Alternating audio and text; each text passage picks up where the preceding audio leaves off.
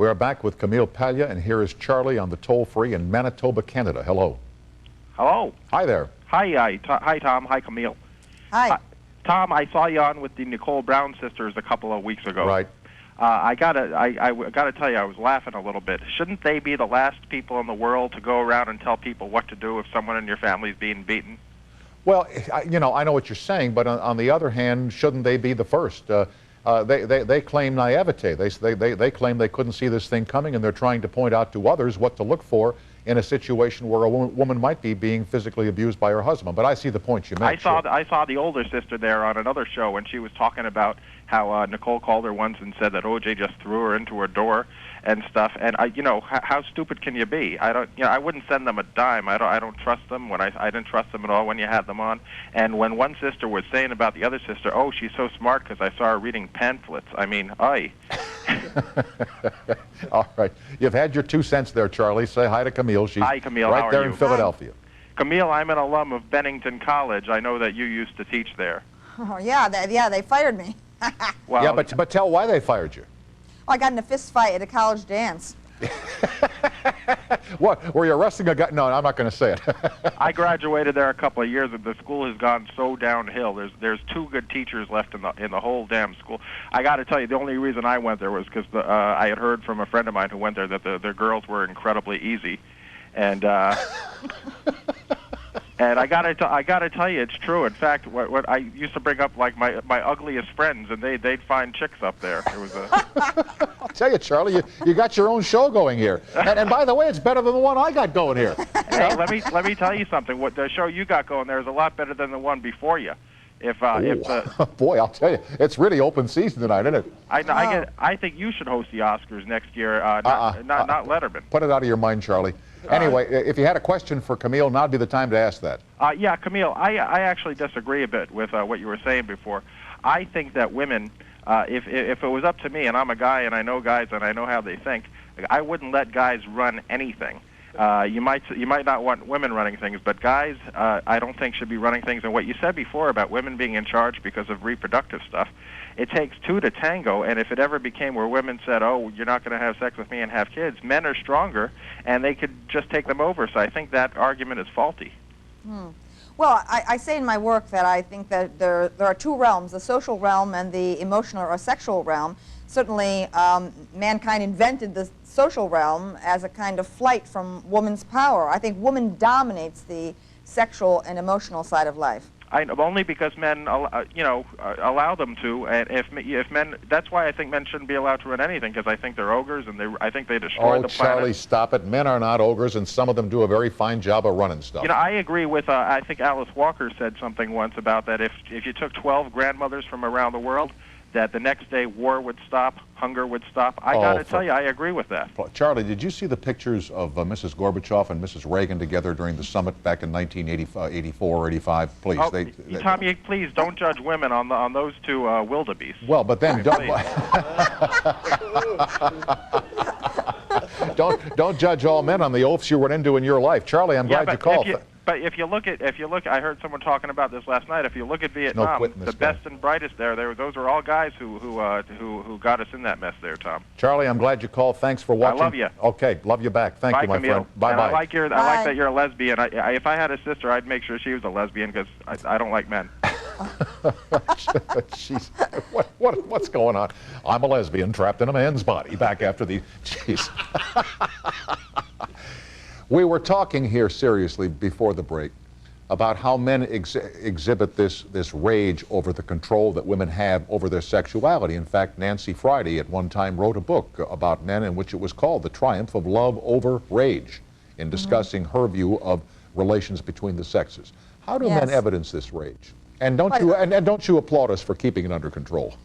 No, I think that we cannot possibly understand the phenomena of battering or rape until we understand this question of rage. That it's not coming from misogyny, male hatred of woman, but rather male fear of woman. Men must struggle for identity against this totality and omnipotence of woman. I think that current feminist rhetoric has not been fair at all to the difficulties of men's struggle for selfhood. And how ought women handle this enormous power which they have over their male counterparts?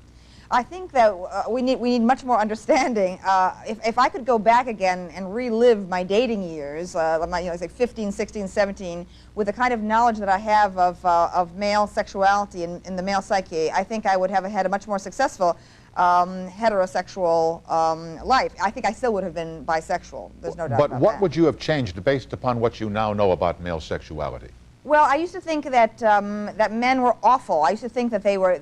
I saw their egotism. I saw their competitiveness, and it was only over time that I realized that what men respond to is when women like them, when women project toward them a kind of either maternal or sisterly sort of affection, a kind of nurturing and forgiveness. I certainly was incapable of that for most of my life until I think I discovered it as a teacher. Do you think women really understand the primal sex drive that is part and parcel of being a man?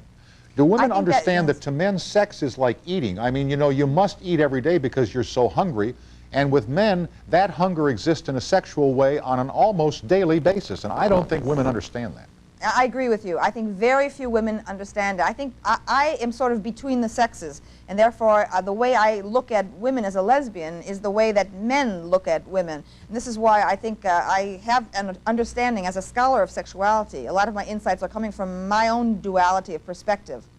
You know, I remember at my mother's kitchen there was a book called The New Settlement Cookbook, and it said the way to a man's heart is through his stomach. They were a little north, you know. Richard in Boston, Mass. Hello. Hello? Yes, sir, you're on. Hi. Hi. My question is just, hello, Camille. Hello. Isn't your movement, or the movement which you are trying to spearhead in the universities, isn't it really just motivated by envy or resentment against rich women who went to Harvard and Yale? I mean, for example, you're not at Harvard or Yale, and isn't it really just motivated by poor immigrant girls, you know, and their resentment against rich women at Harvard and Yale who happen to be feminists? Richard, what do you base that question on that Camille has written or has said tonight? Well, I happened to see her at Harvard. Right. And I noticed that she tries to be intentionally shocking, and that her manner of being intentionally shocking is really well, it's addressed to lower class types. You know, I'm sorry. Okay, I'm not being a snob. Fair. Richard, that's fine. Camille, your reaction to that. Okay, fine. Well, I think that there's an awful lot of women at Harvard who would be very embarrassed to be called rich because they masquerade as leftists. And leftists are supposed to be espousing the values of the working class. I'm very proud to have come out of a working class background. My father eventually became a college teacher. But I think that, yes, I stand against the elitism of the Ivy League. I have my PhD from Yale, but I despise the kind of conformism and toadyism that is epidemic throughout the Ivy League. Well, Okay, that's good because you don't have to work there. Yeah, go ahead, Richard. One question: isn't there also a kind of conformism that's going to come along with your movement as well? Well, I represent a splinter reform movement within feminism. But you become very fail popular. to see. I feel popular. I'm completely. Yes, I'm popular. I have enormous popularity, but I'm blocked out of both the literary and the academic establishment. That's I'm an true. anti-establishment figure. But you're happy with that. I love it. It's a position you occupy with great reverence. I adore it. Good. I adore being a 60s rebel. Richard, Okay. I'm glad you called. Thank you for Thank your you very perception. much. All right, bye-bye. Thanks. Before we leave here, just one loose end. Why did you get into a fist fight on the dance floor at Bennington? Oh, God, I've been in fight after fight after fight. One could spend 3 hours on the totality of my fisticuffs. Yeah, but why on the dance floor at Bennington? Why, I hear you punched a guy out. Oh, no, that was a couple of years earlier where I kicked a guy in the rear end, and the feminists the next day presented me with the award of the Golden Boot. You kicked him in the backside, huh? Oh, yeah. Once Oh, yeah. again, you were a little far north. Nice to be with you, Camille. Thank you for staying up late tonight. Thank you, Tom. My pleasure. Camille Paglia. The book is called Vamps and Tramps, out now in the bookstalls. Back with Jeff Foxworthy after these messages.